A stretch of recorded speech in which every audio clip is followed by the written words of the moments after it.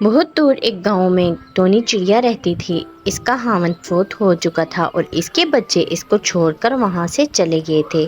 Tony چڑیا کا گزر بسر بہت ہی مشکل سے ہوتا تھا۔ ایک دن وہ کھانا کھانے بیٹھی اور اس نے دیکھا کہ ایک بھوکا کوا آ کے اس کے گھر کے باہر بیٹھ گیا اور اس نے اس کو روٹی دی۔ وہ دیکھتی ہے کہ وہ کوا روز آ جاتا اور وہ روز اس کو کھانا دیتی اور کوا اس کے لیے آتے ہوئے کچھ سبزیاں لے آتا، لیکن ایک دن اتنی باڑھ آئی کہ ٹونی چڑیا کا گھر ڈوب گیا اور وہ بہت بیمار ہو گئی۔ کوے نے اس کی آخری خواہش پوچھی اور اس نے کہا وہ اپنے بچوں سے ملنا چاہتی ہے، لیکن جب بچے وہاں پہنچے تو انہوں نے اپنی ماں کو مرا ہوا دیکھا تو وہ بہت روئے۔